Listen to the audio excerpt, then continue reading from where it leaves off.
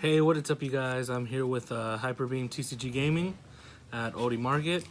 Here to show you guys my deck profile of my Thunder Dragons. So let's get right into it. I'm playing 3 of the original Thunder Dragon, pretty standard. It allows you to search over and over. It's not once per turn, it's pretty sweet. 3 Dark, 3 Roar, 3 Hawk, 3 Matrix, and 1 Duo. This is the pretty standard set of cards they want to be running for Thunder Dragons.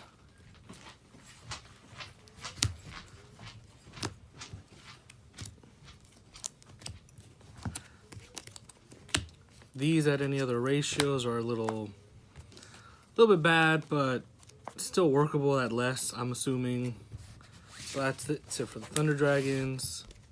I'm running Triple Battery Man. The number 1 card that you want to normal summon in the deck. You know, when you combo off right with it, it's a huge extender. Get that token, go into Summer Source, some Summer Summoner, and then you make, you could end on Triple Colossus or 2 Colossus and a Titan, what have you. That's that. I'm running 2 Aloof Lupine. I've seen this argued over and over as to the amount that should be played. Some people run it at 3. I've kind of opted to run it at 2 because it can brick sometimes. And sometimes you don't have, a Thunder Dragon to banish off of it on summon. And it can kind of lead to some awkward situations with combos. And furthermore, it's not a Thunder monster, so I can't even tribute it off to make a Colossus or a Titan. But it's a pretty good target for Allure of Darkness whenever I need, a draw 2. And this is a safe card to banish. Running the 1 Denko Sekka. It's great going first against any decks that play back row. Kind of really stops them in their tracks unless they have a way to get over her. In a few of the games that I've played, just ending on her and Colossus has pretty much gotten me game. Just because, they can't search and add cards to hand from Colossus, and they can't even set back row as a Denko. So that's pretty good. At 1, she's perfectly fine because I'm a normal summon. Tributing her off for a Thunder Dragon fusion is not ideal. She'd be kind of a waste, but in a desperate situation, that's what you got. Running Triple Ash Blossom, stop them from searching. Triple Veiler, because I'm not running any impermanence, but it's still just as good. Pretty standard stuff. 2 Thunder Dragon Fusion. Another card that I've seen argued over and over as to how many cards you should be running with this. I've seen people run it at 1. I've seen people run it at 3. But I think running it at 2 is just fine. It allows you to shuffle back resources for those matches that just grind on. And then late in the game, you could just banish it to add a Thunder Dragon monster to hand when you really need one. So that's always a plus. Some of those. Triple Instant Fusion. Again, a great card for extending with. Going from a Battery Man and then into a Kaminari attack. That's 3 monsters, including the token. Guarantees you a Summer Summoner. Allows you to make a pretty fat board, ending on Triple Colossus or a Titan and a Colossus, what have you. And then for certain occasions, I can Instant Fusion for Thousand Eyes Restrict. Snatch a monster and then link it away for a Linkuriboh, get rid of certain threats. 1 Gold Sarcophagus, because sadly it's only at 1. It's a great card. Use this going first with your practically any Thunder Dragon, but ideally I'd like to aim for Thunder Dragon Dark, because that gets me a Thunder Dragon monster to my hand.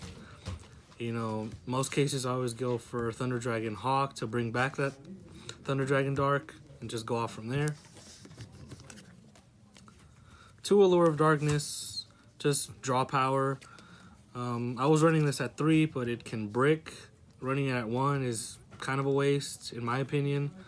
So I run it at 2, and then when you have Aloof Lupine in hand and you've already got a decent board, you know, that's just a free draw 2 by getting rid of Aloof Lupine. Or you could just banish any other Thunder Dragon and get plus off that. 1 Monster Reborn for when my Colossus or Titan get inevitably taken out. And lastly, 3 Called by the Grave, because hand traps are really annoying.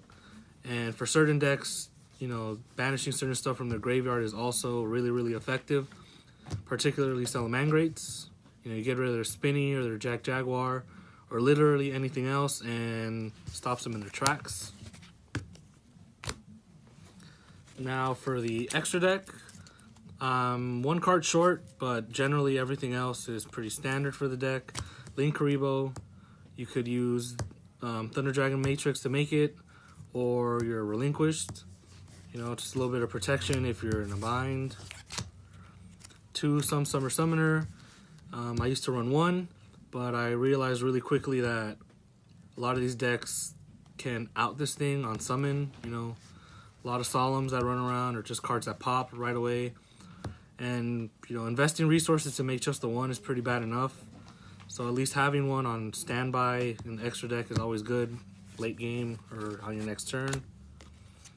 1 Nightmare Phoenix, because back row has been really annoying this format, so I like popping, you know, certain field spells or certain, you know, continuous spells that are really, really annoying and otherwise unable to get rid of.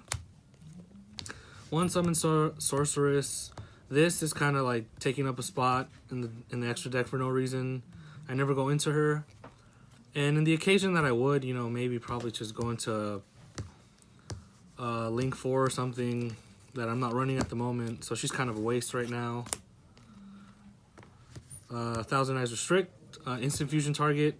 You know, removal of a monster. You know, any threats, for example, bring this out, get rid of a Sunlight Wolf if you're going against Salamangrates, or getting rid of a Sky Striker, Link Monster, what have you. Then link it away into Linkuriboh is pretty sweet. Kaminari Attack, another instant fusion target, the main instant fusion target for the deck.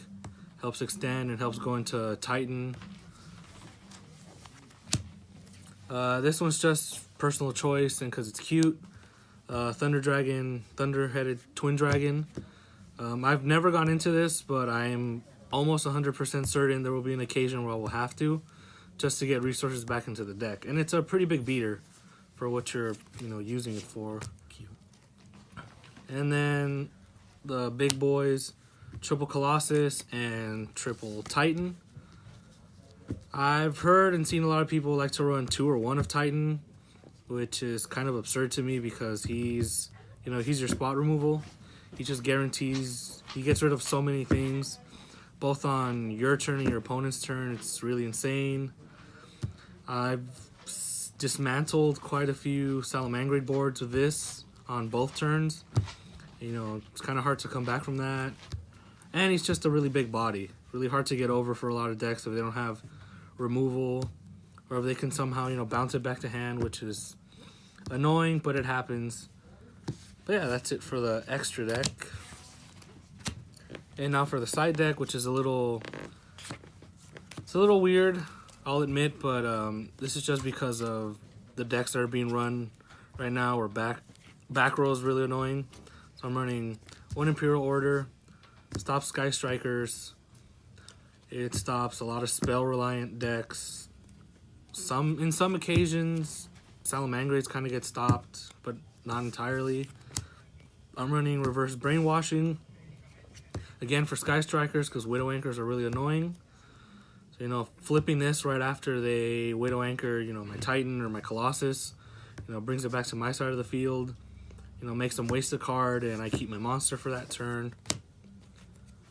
Triple Twin Twister. Self-explanatory, back row is always going to be an annoying factor in this format.